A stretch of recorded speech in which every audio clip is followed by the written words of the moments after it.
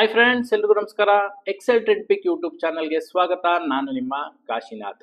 Friends, ಇವತ್ತಿನ ಈ ವಿಡಿಯೋದಲ್ಲಿ ಎರಡು ಇಂಟ್ರೆಸ್ಟಿಂಗ್ ಸ್ಟಾಕ್ಸ್ನ ನಾನು ನಿಮಗೆ ತೋರಿಸ್ತೀನಿ. ಆಫ್ಟರ್ ಎ ಲಾಂಗ್ ಟೈಮ್ ಇದು ಬ್ರೇಕ್ಔಟ್ ಆಗ್ತಾ ಇದೆ. ಅಂದರೆ ಮಾರ್ಕೆಟ್ ಮೇಲಕ್ಕೆ ಹೋಗ್ತಾ ಇದ್ರು ಈ ಸ್ಟಾಕ್ಸು ಮೇಲಕ್ಕೆ ಹೋಗಿರಲಿಲ್ಲ. ಇನ್ಮೇಲೆ ಮೇಲಕ್ಕೆ ಹೋಗೋ ಚಾನ್ಸಸ್ಸು ಜಾಸ್ತಿ ಇದೆ. ಸೊ ಈ ಸ್ಟಾಕ್ಸ್ ಮೇಲೆ ನಾವು ಒಂದು ಏನು short term trades, swing trades ಅಥವಾ ಮೀಡಿಯಂ ಟರ್ಮ್ ಟ್ರೇಡ್ಸ್ನ ತಗೊಂಡ್ರೆ ನೆಕ್ಸ್ಟ್ ಕಮ್ಮಿಂಗ್ ಡೇಸಲ್ಲಿ, ಯಾಕೆಂತಂದ್ರೆ ಸ್ಟಾಕ್ಸು ಯಾವ್ದು ಮೇಲಕ್ಕೆ ಹೋಗ್ತಾ ಇರುತ್ತೋ ಅದು ಕಂಟಿನ್ಯೂಸ್ ಮೇಲಕ್ಕೆ ಹೋಗಲ್ಲ. ಸೆಕ್ಟರ್ ರೊಟೇಷನ್ ಅಥವಾ ಸ್ಟಾಕ್ ರೊಟೇಷನ್ ಆಗ್ತಾನೆ ಇರುತ್ತೆ. ಸೊ ಯಾವಾಗ ಸ್ಟಾಕು ಶಿಫ್ಟ್ ಆಗುತ್ತೆ ಆ ಸ್ಟಾಕ್ಗೆ ನಾವು ಶಿಫ್ಟ್ ಆಗಬೇಕು. ಸೊ ಹಾಗಾಗಿ ಈ ವಿಡಿಯೋದಲ್ಲಿ ನಾನು ನಿಮಗೆ ಎರಡು ಸ್ಟಾಕ್ಸ್ನ ತೋರಿಸ್ತಾ ಇದ್ದೀನಿ. ಬನ್ನಿ ನನ್ನ ಸ್ಕ್ರೀನ್ ರೆಕಾರ್ಡಿಂಗ್ಗೆ ಹೋಗೋಣ.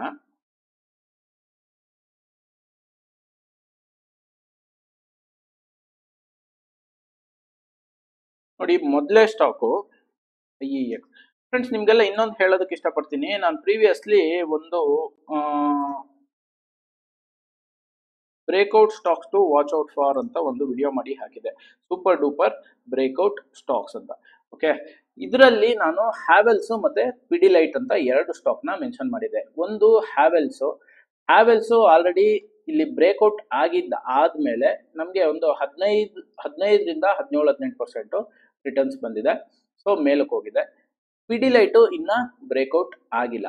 ಸೊ ಇವಾಗ ನಾನು ಏನು ವಿಡಿಯೋ ಮಾಡ್ತಾ ಇದ್ದೀನೋ ಈ ಎರಡು ಸ್ಟಾಕ್ಸು ಬ್ರೇಕ್ಔಟ್ ಆಗೋ ಸ್ಟೇಜಲ್ಲಿ ಇದೆ. ಬ್ರೇಕ್ಔಟ್ ಆಗುತ್ತಾ ಇಲ್ವಾ ನಮಗೆ ಕಮ್ಮಿಂಗ್ ಡೇಸ್ ಅಲ್ಲಿ ಗೊತ್ತಾಗುತ್ತೆ. ಏನಾ, ನೋಡಿ ಇಲ್ಲಿ IEX ಫಸ್ಟ್ ಸ್ಟಾಕು. IEX ಅಂತಂದ್ರೆ ಇಂಡಿಯನ್ ಎನರ್ಜಿ ಎಕ್ಸ್ಚೇಂಜ್. ಇದು 2022 ಏಪ್ರಿಲ್ ಅಥವಾ ಮೇ ಇಂದನೂ ಡೌನ್ವರ್ಡ್ ಇದೆ. ಡೌನ್ವರ್ಡ್ ಆಗಿದ್ದಾದ್ಮೇಲೆ ಕನ್ಸಾಲಿಡೇಷನ್ ಇದೆ.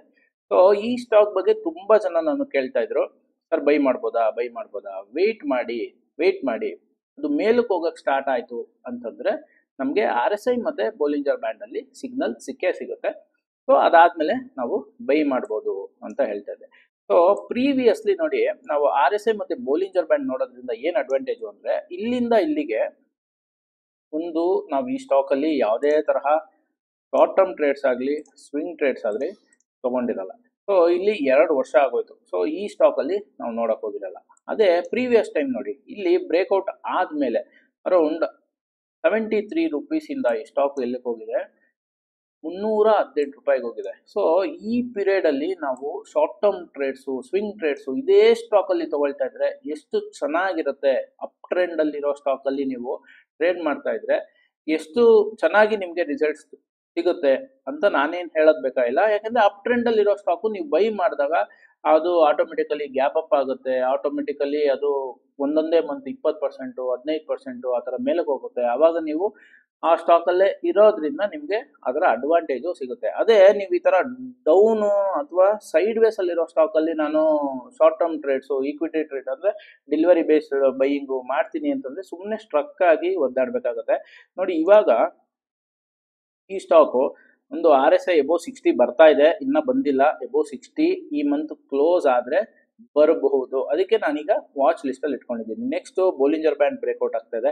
ನೆಕ್ಸ್ಟ್ ಇಲ್ಲಿ ರೆಸಿಸ್ಟೆನ್ಸ್, ಪ್ರೀವಿಯಸ್ ರೆಸಿಸ್ಟೆನ್ಸ್ ಏನಿದೆ ಇದು ಕಪ್ ಅಂತ ಹೇಳ್ತೀವಿ. ಸೊ ಇದನ್ನ ನಾವು ನಮ್ಮ ಕ್ಲಾಸಸ್ ಅಲ್ಲಿ ಸ್ಟೆಪ್ ಬೈ ಸ್ಟೆಪ್ ಪ್ರೋಸೆಸ್ನ ಕಲಿಸ್ಕೊಡ್ತೀವಿ. ಸೊ ಇದಾದ್ಮೇಲೆ ಇದು ಬ್ರೇಕ್ಔಟ್ ಆಗೋ ಚಾನ್ಸಸ್ಸು ಈಗ ಜಾಸ್ತಿ ಇದೆ. ಎಬೋವ್ 60 ಬರಬೇಕು. ಈ ಮಂತ್ ಕ್ಲೋಸ್ ಆದ್ಮೇಲೆ ಅಗೈನ್ ನಾವು ಈ ಸ್ಟಾಕ್ನ ಒಂದ್ಸಲಿ ರಿವ್ಯೂ ಮಾಡ್ತೀವಿ.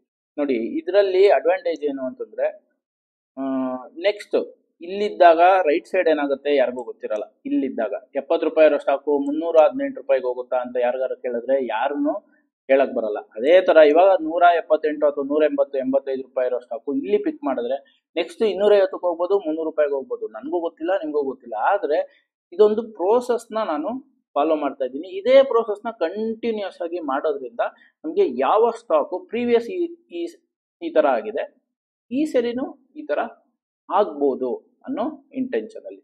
ಓಕೆ, ಈಗ ಲಾಂಗ್ ಟರ್ಮ್ ಇನ್ವೆಸ್ಟರ್ಸ್ ಆಗಿದ್ರೆ ಇಲ್ಲಿ ನಮ್ಮ ಸ್ಟೆಪ್ಸ್ ಎಲ್ಲ ಫಾಲೋ ಆಯಿತು ಅಂತಂದ್ರೆ, ಒಂದು RSI above 60 plus Bollinger band breakout, next cup breakout, ಇದೆಲ್ಲ ಆಯಿತು ಅಂತಂದ್ರೆ ನಾವು ಇದರಲ್ಲಿ ಎಂಟ್ರಿನ ಮಾಡ್ಬೋದು. ಆದರೆ ನಾನು short term trader, short term investor, ಈಗೇನಾದರೂ ನನಗೆ ಈ ಸ್ಟಾಕಲ್ಲಿ ಆಪರ್ಚುನಿಟಿ ಇದೆಯಾ, ಯಾಕೆಂತಂದರೆ ಈ ಸ್ಟಾಕು ಈ ಮಂತಲ್ಲಿ ಮೇಲಕ್ಕೆ ಹೋಗೋದಕ್ಕೆ ಸ್ಟಾರ್ಟ್ ಆಗಿದೆ ಅಂತ ಏನಾದರೂ ನೀವು ಯೋಚನೆ ಮಾಡ್ತಾ ಇದ್ರೆ, ಎಬೋವ್ 60 RSI ಬಂತು ಅಂತಂದ್ರೆ ಮಂತ್ಲಿ ಚಾರ್ಟ್ ಅಲ್ಲಿ, ಈಗ ರೀಸೆಂಟ್ ಆಗಿ ಇದು ಹೈ ಮಾಡಿರೋಂಥದ್ದು, ಈಗ ನಾನು ಡೇ ಚಾರ್ಟ್ಗೆ ಬಂದಿದ್ದೀನಿ. ರೀಸೆಂಟ್ ಆಗಿ ಹೈ ಮಾಡಿರೋವಂಥದ್ದು ಆಲ್ಮೋಸ್ಟ್ 187.40. ಓಕೆ, 187.40 ಇಂದ ಈಗ ಕನ್ಸಾಲಿಡೇಷನ್ ಮೋಡಲ್ ಇದೆ, 178 ಬಂದಿದೆ. ಈಗ ನೆಕ್ಸ್ಟ್ 187.40 ಬ್ರೇಕ್ ಆಯ್ತು ಅಂತಂದ್ರೆ almost 60 above RSI monthly chart ಅಲ್ಲೂ ಬರುತ್ತೆ. ಅವಾಗ ನಾವು ಇದೇನಾದ್ರು ಇಲ್ಲಿ ಒಂದು ಡೇ ಕ್ಯಾಂಡಲ್, ಒಂದು ಒಳ್ಳೆ ಕ್ಯಾಂಡಲ್ ಕ್ಲೋಸ್ ಕೊಡ್ತು ಅಂದ್ರೆ, ನಮ್ಮ ಕ್ಯಾಂಡಲ್ ಸ್ಟಿಕ್ ಫಾರ್ಮೇಶನ್ ಏನಿದೆ ಅದು ಫಾಲೋ ಆಯ್ತು ಅಂತಂದ್ರೆ ನಾವು ಇದರಲ್ಲಿ ಟ್ರೇಡ್ ನ ತಗೋಬಹುದು. ಸ್ಟಾಪ್ ಲಾಸ್ ಏನಿರುತ್ತೆ ಅಂತಂದ್ರೆ ರೀಸೆಂಟ್ ಲೋ ಇದು ಸ್ಟಾಪ್ ಲಾಸ್ ಇರುತ್ತೆ. ಸೊ ಇಲ್ಲಿ ನಾವು ಎಷ್ಟು ಕ್ವಾಂಟಿಟಿ ತಗೊಬೇಕು ಅಂತಂದ್ರೆ, ಎಂಟ್ರಿ ಬಂದಾಗ ಏನ್ ಪ್ರೈಸ್ ಇರುತ್ತೆ, ನನ್ನ ಕೆಪಾಸಿಟಿ ಎಷ್ಟು ಪ್ಲಸ್ ನಾನು ಎಷ್ಟು ಲಾಸ್ ನ ತಗೊಳ್ಳೋದಕ್ಕೆ ರೆಡಿ ಇದ್ದೀನಿ. ಈಗ ಅಕಸ್ಮಾತ್ ನಾನು ಬೈ ಮಾಡಿದ್ದೇನೆ 190ಗೋ 191ಗೋ, ಇದು ಬ್ರೇಕ್ಔಟ್ ಕೊಟ್ಟು ಬೈ ಬಂತು ಅಂದ್ಕೊಳ್ಳಿ. ಬೈ ಬಂದಿದ್ದಾದ್ಮೇಲೆ 191 ನಾನು ಬೈ ಮಾಡ್ತೀನಿ ಅಂತಂದ್ರೆ 100 ಶೇರ್ ಬೈ ಮಾಡಿದ್ರೆ 176 ಸ್ಟಾಪ್ ಲಾಸ್ ಅಂತಂದ್ರೆ ಎಷ್ಟಾಯ್ತು, ಆಲ್ಮೋಸ್ಟ್ 1-1.5 ಸಾವಿರ ರಿಸ್ಕ್ ಆಗುತ್ತೆ. ಇಲ್ಲ ನಾನು 1000 ಶೇರ್ ಬೈ ಮಾಡ್ತೀನಿ ಅಂತಂದ್ರೆ ಪ್ರೋಸೆಸ್ ಏನು ಚೇಂಜ್ ಆಗಲ್ಲ, ಆದ್ರೆ ಕ್ವಾಂಟಿಟಿ ಚೇಂಜ್ ಆಗುತ್ತೆ.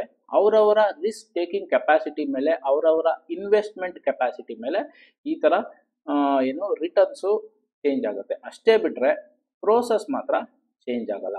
ನೆಕ್ಸ್ಟ್ ಅಕಸ್ಮಾತ್ ಇದು 59 ಇದೆ ಈಗ ಮಂತ್ಲಿ RSI, ಇಲ್ಲಿಂದ ಬೀಳಕ್ ಸ್ಟಾರ್ಟ್ ಆಯ್ತು ಅಂತಂದ್ರೆ ಅದು 58 57 ಆಗುತ್ತೆ. ಸೊ ನಾವು ಡೇ ಚಾರ್ಟ್ ನ ನೋಡೋಷ್ಟಿಲ್ಲ, ಯಾಕಂದ್ರೆ ಇವಾಗ ನನ್ನ ಲಕ್ಷ್ಮಣ್ ರೇಖಾ ಅಥವಾ ನನ್ನ ನೆಕ್ಸ್ಟ್ ಪಾಯಿಂಟ್ ಏನು ಅಂತಂದ್ರೆ 187.20 ಮೇಲ್ಗಡೆ ಹೋಗೋವರೆಗೂ ಈ ಸ್ಟಾಕ್ ನ ನಾನು ನೋಡಕ್ ಹೋಗಲ್ಲ. ಅಕಸ್ಮಾತ್ ನಾಳೆನೋ ನಾಡಿದ್ದು ಇನ್ನೊಂದು 3-4 ದಿನ ಆದ್ಮೇಲೋ 5 ದಿನ ಆದ್ಮೇಲೋ ಈ ಸ್ಟಾಕ್ ಏನಾದ್ರು ಇದ್ರ ಮೇಲ್ಗಡೆ ಕ್ಲೋಸ್ ಕೊಟ್ಟು, ನಮ್ಮ ಕ್ಯಾಂಡಲ್ ಸ್ಟಿಕ್ ಫಾರ್ಮೇಶನ್, ಒಂದು ಕ್ಯಾಂಡಲ್ ಸ್ಟಿಕ್ ಫಾರ್ಮೇಶನ್ ಇದೆ, ಅದನ್ನ ನಾನು ಕ್ಲಾಸಲ್ಲಿ ಹೇಳ್ಕೊಡ್ತೀನಿ, ಆ ತರ ಬಂತು ಅಂತಂದ್ರೆ ಮಾತ್ರ ನಾವು ಎಂಟ್ರಿನ ತಗೋಬಹುದು.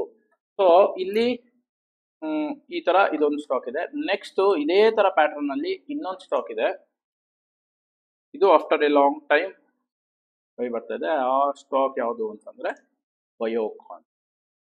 ಇದರ ಮೊದಲು ನಾನು ಮಂತ್ಲಿ ಚಾರ್ಟ್ ನ ತೋರಿಸ್ಕೊಡ್ತೀನಿ, ಯಾಕೆಂತಂದ್ರೆ ಮಂತ್ಲಿ ಚಾರ್ಟ್ ನೋಡಿದಿರಾ ನಾವು ಡೇ ಚಾರ್ಟ್ಗೆ ಬರಲ್ಲ. ನೋಡಿ, ಇದರಲ್ಲೂ ಒಂದು ಮೇಜರ್ ಅಡ್ವಾಂಟೇಜ್ ಏನು ನಮ್ಗೆ RSI ಮತ್ತೆ ಬೊಲಿಂಜರ್ ಬ್ಯಾಂಡ್ ನೋಡೋದ್ರಿಂದ, ಇಲ್ಲಿಂದ ಇಲ್ಲಿವರೆಗೂ 2021 ಜನವರಿಯಿಂದ ಈ ಸ್ಟಾಕ್ ಬೀಳ್ತಾ ಇದೆ. ಸೊ ಬೀಳೋ ಸ್ಟಾಕ್ ಅಲ್ಲಿ ನಾವ್ ಯಾಕೆ ಬೈ ಮಾಡಬೇಕು ಅಥವಾ ಟ್ರೈ ಮಾಡಬೇಕು ಅಂತ ನಾವು ಇಲ್ಲೆಲ್ಲೂ ನೋಡಕ್ ಹೋಗಿರಲ್ಲ. ಈಗ ಇದು ರಿವರ್ಸ್ ಆಗೋದಕ್ಕೆ ಸ್ಟಾರ್ಟ್ ಆಯ್ತು, ಕೆಳಗಡೆಯಿಂದ ಮೇಲಕ್ಕೆ ಹೋಗಕ್ಕೆ ಸ್ಟಾರ್ಟ್ ಆಯ್ತು. ಈ ಟೈಮ್ ಅಲ್ಲಿ ಈ ಸ್ಟಾಕ್ ನಮಗೆ ವಾಚ್ ಲಿಸ್ಟ್ ಬರುತ್ತೆ. ಯಾಕೆಂತಂದ್ರೆ RSI ಅಬೌವ್ 60 ಬಂತು, ಬೊಲಿಂಜರ್ ಬ್ಯಾಂಡ್ ಬ್ರೇಕ್ಔಟ್ ಆಗ್ತಾ ಇದೆ. ನೆಕ್ಸ್ಟ್ ಈಗ ಡೇ ಚಾರ್ಟ್ ಅಲ್ಲಿ ನಾನು ಶಾರ್ಟ್ ಟರ್ಮ್ ಟ್ರೇಡ್ಸ್ ತಗೋಬೇಕು ಅಂತಂದ್ರೆ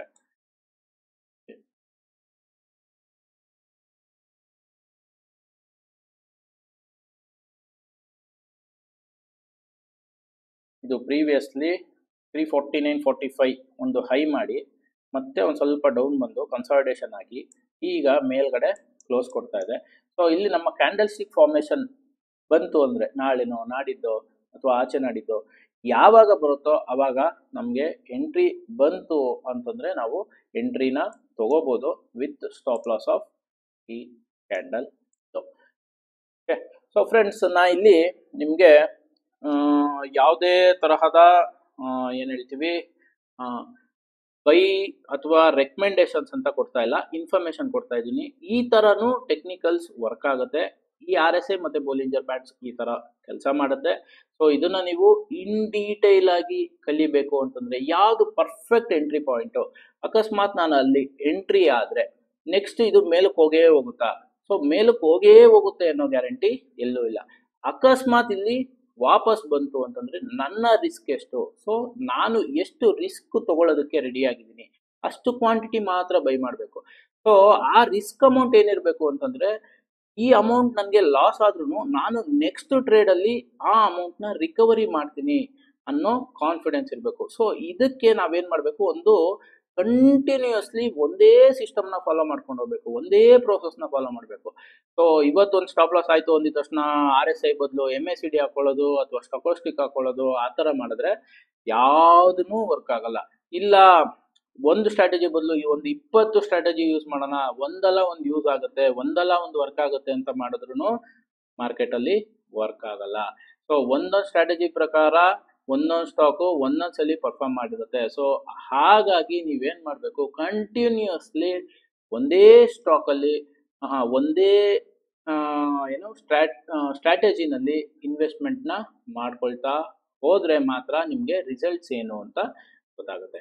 ಸೊ ಫ್ರೆಂಡ್ಸ್, ಈ ಥರ ನೀವು ಕಲಿಬೇಕು ಅಂತ ಇತ್ತು ಅಂತಂದರೆ ನೀವು ನಮ್ಮ ಆಫ್ಲೈನ್ ಟ್ರೈನಿಂಗ್ ಸೆಷನ್ಸ್ಗೆ ಅಟೆಂಡ್ ಆಗ್ಬೋದು. ಇದನ್ನ ಇನ್ ಡೀಟೈಲ್ ಆಗಿ ನಾವು ನಿಮಗೆ ಕಲಿಸ್ಕೊಡ್ತೀವಿ. ಸೊ ಈ ವಿಡಿಯೋ ನಿಮಗೆ ಇನ್ಫಾರ್ಮೇಟಿವ್ ಅಂತ ಅನ್ಸಿದ್ರೆ ಪ್ಲಸ್ ಇಷ್ಟ ಆಗಿದ್ರೆ ಈ ವಿಡಿಯೋನ ನಿಮ್ಮ ಫ್ಯಾಮಿಲಿ ಮತ್ತು ಫ್ರೆಂಡ್ಸ್ ಗ್ರೂಪಲ್ಲಿ ಶೇರ್ ಮಾಡಿ. ಅವರು ಟೆಕ್ನಿಕಲ್ ಅನಾಲಿಸಿಸ್ ಅಂತಂದರೆ ಏನು, RSI ಅಂದರೆ ಏನು, ಬೋಲಿಂಜರ್ ಬ್ಯಾಂಡ್ ಅಂದರೆ ಏನು, ಸ್ಟಾಕ್ ಮೇಲಕ್ಕೆ ಹೋಗೋಕ್ಕೂ ಮೊದಲು ನಾವು ಯಾವ ಥರ ಪಿಕ್ ಮಾಡ್ಬೋದು, ಅದನ್ನೆಲ್ಲ ಕಲಿಯೋ ಇಂಟ್ರೆಸ್ಟ್ ಅವ್ರಿಗೂ ಇತ್ತು ಅಂತಂದರೆ ಅವರು ಕಲಿಯೋದಕ್ಕೆ ನೀವು ಹೆಲ್ಪ್ ಮಾಡಿ ಅಂತ ಹೇಳ್ತಾ ನಾನು ಈ ವಿಡಿಯೋನ ಮುಗಿಸ್ತಾ ಇದ್ದೀನಿ. Thank you friends.